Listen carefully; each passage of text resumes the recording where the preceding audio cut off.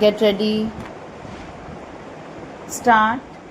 We are not going to acquire anything unless it comes in the way of our planning. The idea, which is sometimes put forward by some honorable members opposite, that a kind of general scheme of nationalization would bring about great equalization is incorrect. Drastic equalization in that way simply means equalization of the lowest stage of poverty. That is not good enough. We want to raise our country's standards and yet bring about this equalization so that we can go towards an egalitarian society. The whole idea of nationalization does not come into the picture at all, except that when planning requires that some strategic point which comes in its way should be taken possession of, the state should control it.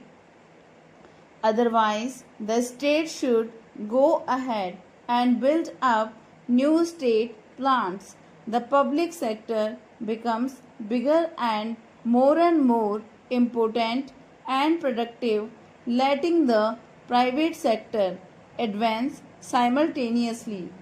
If the public sector is eating into the private sector, there is no total advance, even though there might be some advantage from the social point of view. We shall only be losing our resources by shifting a factory from the private to the public sector. The House will forgive me if I often talk about atomic energy. I do that because I wish people to realize how the whole basis of our future industrial living pattern may be affected. I have no doubt that just as we were affected by the advent of steam and electric power, the advent of atomic power in the next 10, 15, or 20 years will make a vast difference to the running of all our factories. This is another reason why we should not go about wasting national resources in mere acquisition of property when we can build other plants which are more modern. And if we have to acquire property, we should pay just and equitable compensation. There may be many rich men owing these interests, but many of these large properties are limited liability companies with a large number of shareholders. We do not wish to deprive them.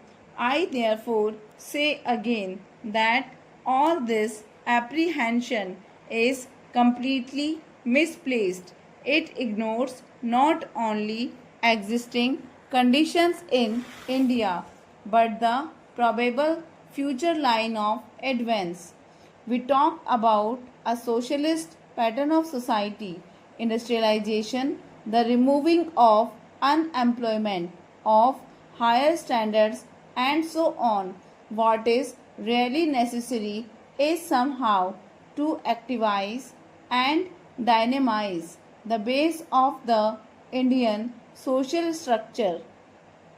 I want the House to appreciate this phrase.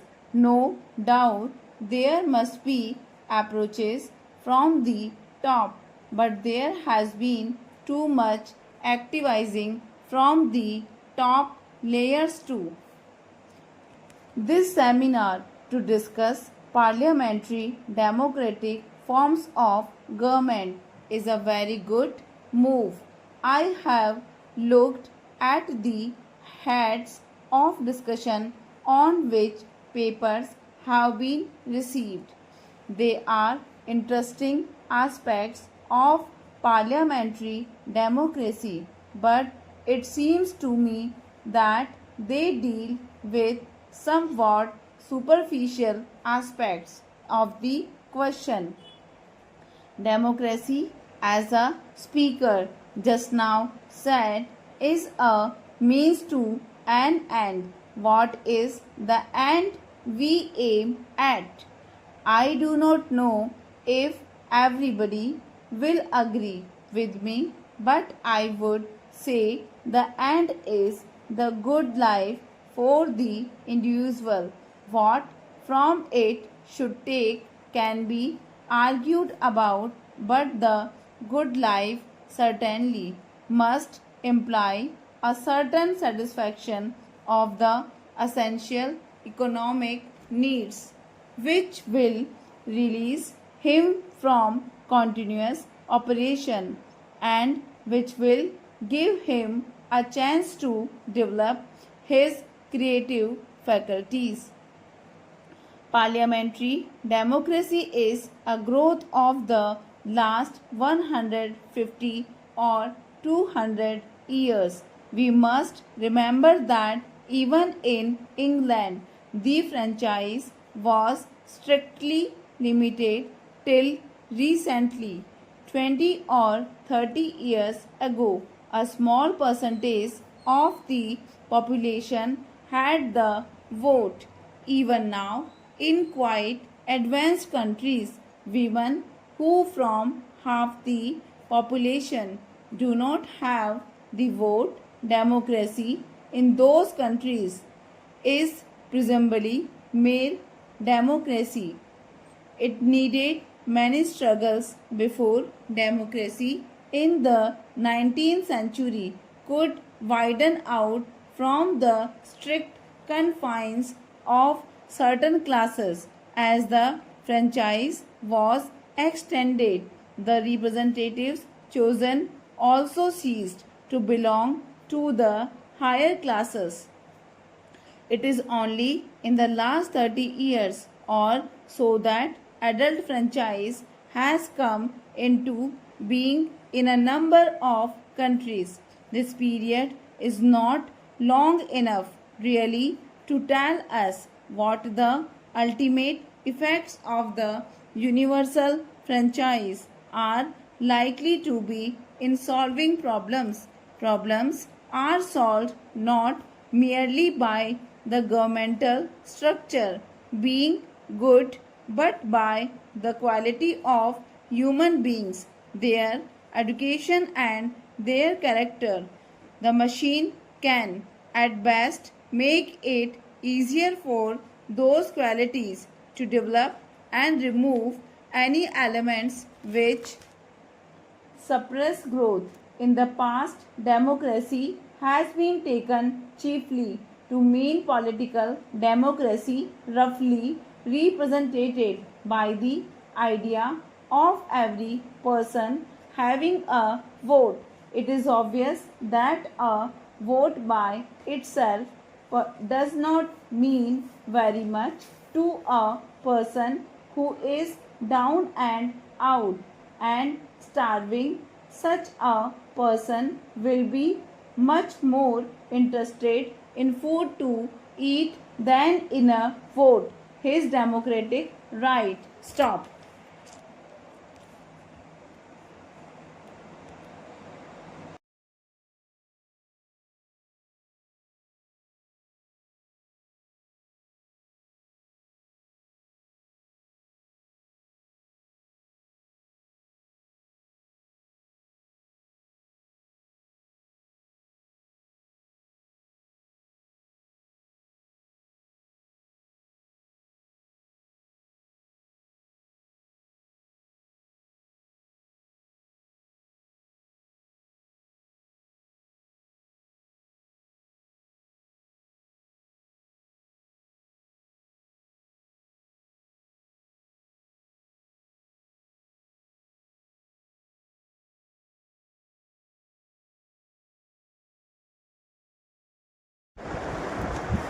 Get ready. Start. We are not going to acquire anything unless it comes in the way of our